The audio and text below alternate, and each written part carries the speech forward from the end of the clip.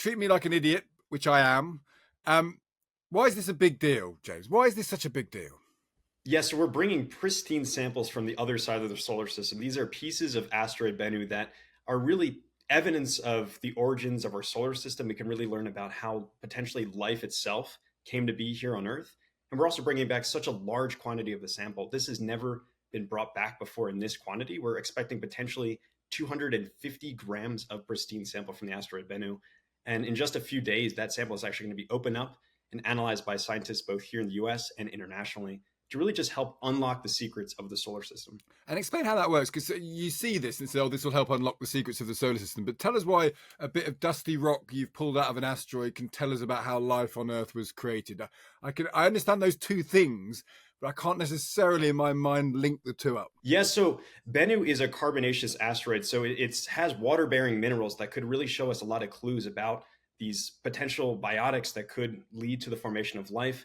We're going to be bringing them into our clean rooms and really looking at these samples in just so many different ways that we really could not do actually out at the asteroid itself.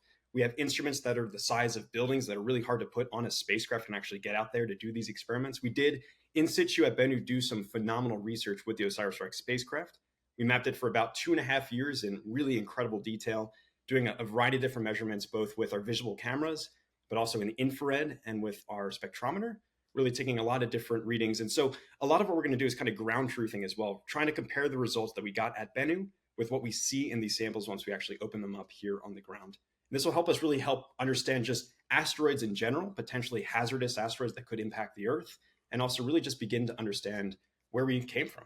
Is it the fact that there's water on this important? I mean, does that point to the possibility of other places in space where water might exist? Because that's one of the keys to life, isn't it? And one of the great questions that will always be asked and never quite answered until they're actually fully answered is, does this point to the possibility, the greater likelihood of other planets like ours existing elsewhere? Yeah, there's still so much more to explore, including a lot of moons in our own solar system, like Enceladus and Europa, that could potentially harbor life as well.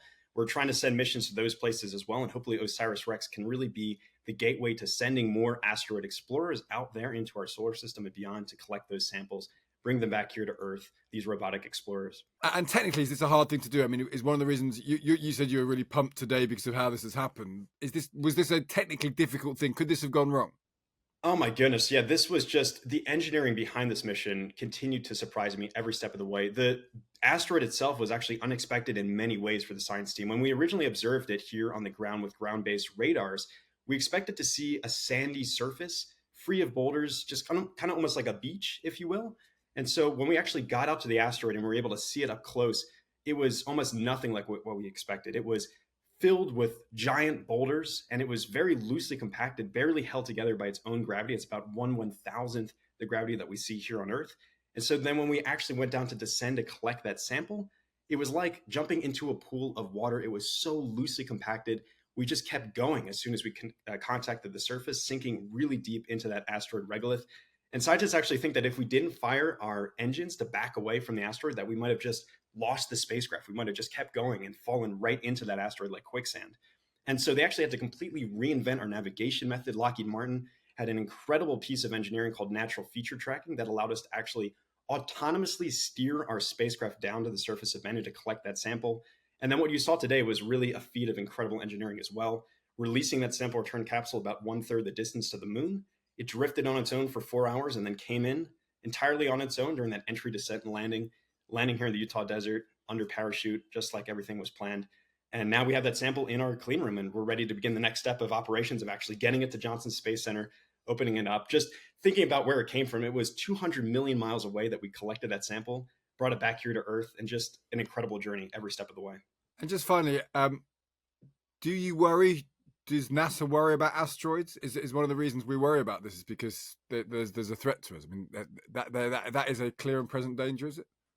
Absolutely, yes. So planetary defense is a big piece of what NASA does. We certainly keep an eye on a lot of asteroids like Bennu, like Apophis, which asteroid or OSIRIS-REx is actually going to be visiting in a couple of years in its new OSIRIS-APEX extended mission.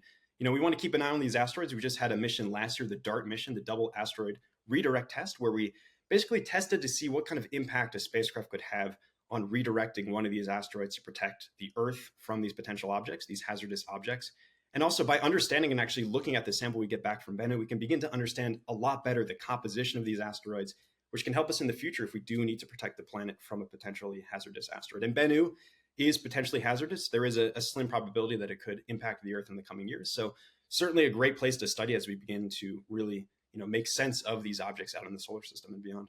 So Armageddon is not complete total rubbish, is what you're saying in the film. Yes, certainly we do keep an eye on these things. It is important planetary defense. We do want to protect the one place that we do know life exists here on Earth. So definitely a very important aspect of our mission at NASA.